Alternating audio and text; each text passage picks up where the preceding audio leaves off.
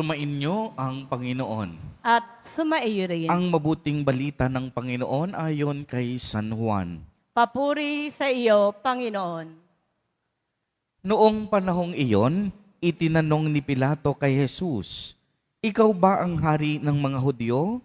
Sumagot si Jesus, "Iyan ba'y galing sa inyong sariling isipan o may nagsabi sa inyo?" "Ako ba'y Hudyo?" tanong ni Pilato. "Ang mga kababayan mo at ang mga punong saserdote ang nagdala sa iyo rito. Ano ba ang ginawa mo?" Sumagot si Jesus, "Ang kaharian ko'y hindi sa sanlibutang ito. Kung sa sanlibutang ito ang aking kaharian, ipinaglaban sana ako ng aking mga tauhan at hindi na ipagkanulo sa mga Hudyo. Ngunit hindi sa sanglibutang ito ang aking kaharian. Kung gayon, isa kang hari?" Sabi ni Pilato. Sumagot si Jesus, "Kayo na ang nagsasabing ako ay hari. Ito ang dahilan kung bakit ako ipinanganak at naparito sa sanlibutan upang magsalita tungkol sa katotohanan.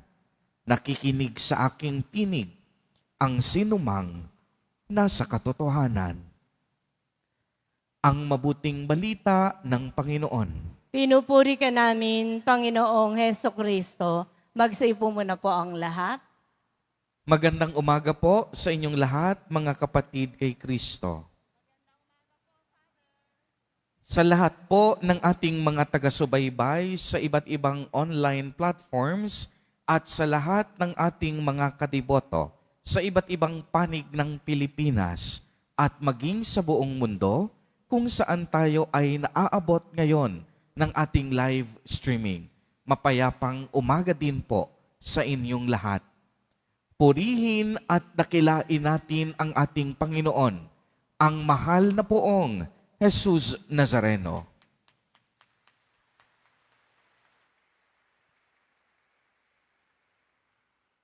Mga kapatid kay Kristo at mga kadiboto, malugod po namin kayong tinatanggap sa Basilica Minor at Pambansang Dambana ni Jesus Nazareno. Ipinagdiriwang po natin sa araw na ito ang dakilang kapistahan ng paghahari ng ating Nuestro Padre, Jesus Nazareno. Sa huling linggong ito ng taong liturhikal ay ating pinupurihan si Kristo bilang ating Panginoon at tagapagligtas, bilang hari ng sanlibutan, bilang hari ng ating mga buhay, bilang hari ng ating mga puso. Siya ang tunay at bukod tanging hari na pinagmumulan ng ating kaligtasan. Siya ang haring nagkatawang tao, ang bugtong na anak ng Diyos Ama na pinagmumulan ng lahat ng kapangyarihan ng mga hari.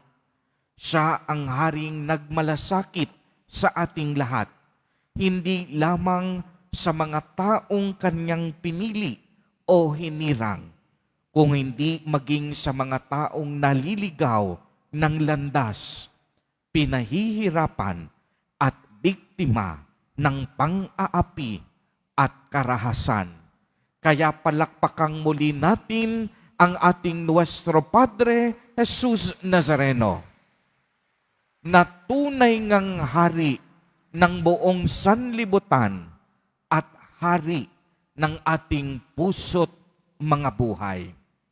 Alam po ninyo, minsan ay may nagtanong sa akin, "Father, kung si Jesus po ay totoong tao at totoong Diyos din, bakit po hindi niya iniligtas ang kaniyang sarili sa krus?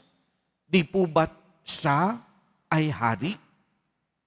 Kung tutuusin, kayang-kayang iligtas ni Jesus Nazareno ang kaniyang sarili sa paanan ng krus dahil siya'y makapangyarihan, Di po ba't nagawa nga niyang buhayin ang mga patay, ang kanyang kaibigan, kanyang binuhay, ang anak ng isang opisyal ng mga Hudyo ay kanyang binuhay. Nakagawa siya ng iba't ibang himala at mga kababalaghan.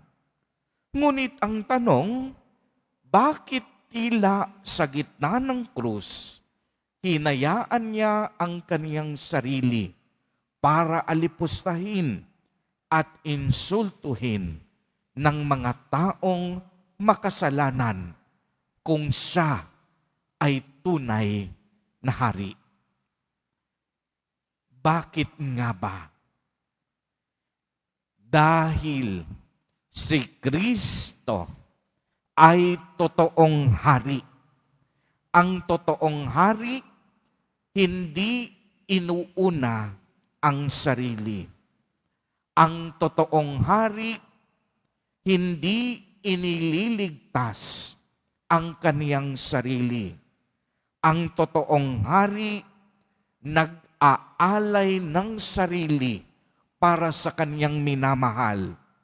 Ang totoong hari, ibibigay ang kaniyang dugo at buhay para iligtas ang kaniyang kawan. At ganito ang ginawa ni Jesus Nazareno. Bagamat siya'y Diyos, bagamat siya'y makapangyarihan, bagamat siya ang may-ari ng sanlibutan, nagpakumbaba si Jesus Nazareno hanggang kamatayan sa krus, naging masunurin sa kalooban ng Ama. Kaya anong ibig sabihin nito, mga kapatid kay Kristo at mga kadiboto? Unang-una, ang tunay na hari, hindi pinaglilingkuran, kung hindi tunay na naglilingkod. Ang isang hari, handa niyang ibigay ang kanyang sarili at buhay alang-alang sa kanyang minamahal. Ang isang hari, hindi takot masugatan. Ang isang hari, hindi takot magsakripisyo. Ang isang hari, hindi takot maghirap alang-alang sa kaniyang kawan. Di po ba't ganito ang ginawa ni Jesus Nazareno?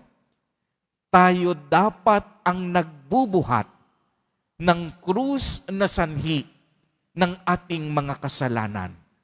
Ngunit ang krus na ito, binuhat ng tunay na hari bilang palatandaan na siya ay tunay na nagmamahal. Ang kaparusahan na dapat nating sinasalo sa kasalukuyan, sinalo ni Jesus Nazareno na tunay na hari. Kaya nga ang paghahari ni Jesus Nazareno ay hindi paghahari na alam ng sanlibutan. Kasi kapag pinag-usapan natin ang hari, ang unang pumapasok sa isip natin, makapangyarihan, may trono, umuupo sa ginto, sa diamante, pinaglilingkuran ng kaniyang mga kawal. Ngunit sa kamatayan ni Jesus Nazareno, ipinakita niya kung ano ang ibig sabihin ng pagiging tunay na hari. Kaya nga ang paghahari ni Jesus Nazareno, hindi makikita sa loob ng malaking palasyo. Nakita ang paghahari ni Jesus Nazareno nang halikan niya ang mga sugat ng may sakit, nang hipuin niya ang mga ketongin, nang patawarin niya ang mga makasalanan, nang pagalingin niya ang mga may sakit. Noong ang mga bulag ay nakakita, ang mga bingi ay nakadinig, ang mga may kapansanan ay nakapaglakad, Ang mga makasalanan ay kanyang tinanggap. Ang kaharian ng Diyos ay kanyang ipinahayag. Ito ang pagiging tunay na hari, na hindi siya takot madumihan upang samahan ang kaniyang mga kawal sa gitna ng dilim at pagkakasala. At bilang tunay na hari, nakisama at nakipamuhay siya sa atin, liban sa kasalanan.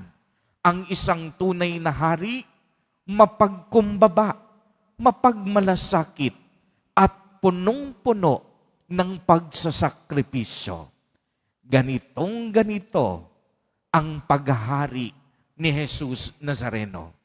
Hindi dahil hindi niya kayang iligtas ang kaniyang sarili sa paanan ng krus, kung hindi dahil sa pamamagitan ng krus, makita natin kung ano ang ibig sabihin ng pagiging hari. Isang haring naglingkod, hindi upang iangat ang kaniyang sarili, kung hindi upang iligtas tayo sa lalim ng ating kasalanan at pagkukulang sa Diyos Ama. Mga kapatid kay Kristo at mga kadiboto, sa araw na ito, inaanyayahan tayong lahat na buksan ang ating mga puso upang tanggapin at paghariin sa Jesus Nazareno, ang tunay na hari, ang tunay na tagapagligtas ng buong sanlibutan sa pamamagitan ng isang tunay na hari, sa pamamagitan ni Jesus Nazareno. Tayong lahat babalik muli sa ating tunay na tahanan. Ang kaharian ng Diyos, ang kaganapan ng buhay, ang kaganapan ng ating pag-asa, ang tunay nating kaligayahan at kapayapaan. Amen. Purihin at dakilain natin ang ating Panginoon, ang mahal na poong Jesus Nazareno.